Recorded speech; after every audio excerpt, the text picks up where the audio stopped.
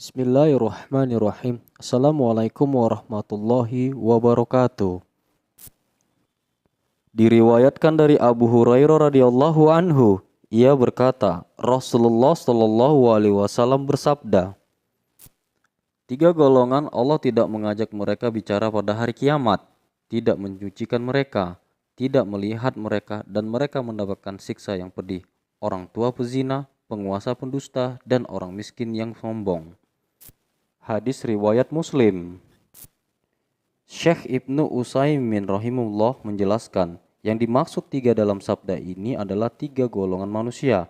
Maksudnya bukan tiga orang, karena bisa jadi jumlah mereka mencapai ribuan atau lebih.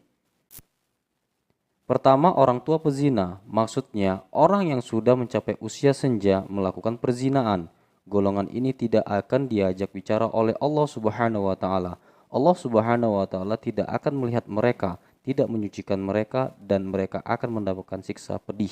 Sebab orang yang sudah mencapai usia senja seharusnya tidak lagi memiliki syahwat untuk mendorong perbuatan tersebut. Bagi orang yang sudah tua, sudah tidak lagi memiliki syahwat atau syahwatnya sudah banyak berkurang. Dengan kondisi seperti itu, namun tetap melakukan perzinaan, itu benar-benar menunjukkan puncak keburukan. Nauzubillah min zalik. Kedua, penguasa pendusta. Alasan kenapa balasan sedemikian rupa layak didapatkan oleh penguasa yang suka berdusta adalah karena sebenarnya ia tidak perlu untuk itu, sebab kata-katanya pasti didengar, tidak perlu berdusta. Berjanji untuk orang lalu tidak ditepati, berkata akan aku lakukan tapi tidak, akan aku tinggalkan tapi dilakukan, menyampaikan kata-kata kepada rakyat yang mempermainkan pikiran mereka dan berdusta. Tindakan seperti ini termasuk dalam ancaman dari Allah Subhanahu wa taala. Allah tidak akan mengajaknya bicara, tidak melihatnya, tidak menyucikannya, dan ia akan mendapat siksa yang pedih. Dusta haram bagi penguasa dan lainnya, namun lebih terlarang bagi penguasa, sebab ia tidak perlu berdusta.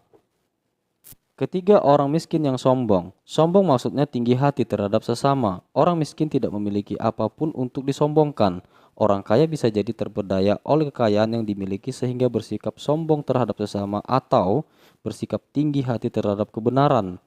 Tapi orang miskin, apanya yang perlu disombongkan?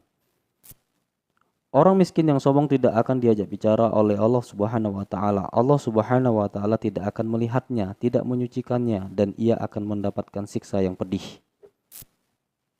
Sombong terlarang baik bagi orang kaya maupun orang miskin, dan lebih terlarang bagi orang miskin. Jika ada orang miskin bersikap sombong terhadap sesama atau angkuh terhadap kebenaran padahal tidak memiliki apapun yang mengharuskan bersikap seperti itu, orang seperti itu termasuk dalam hadis ini.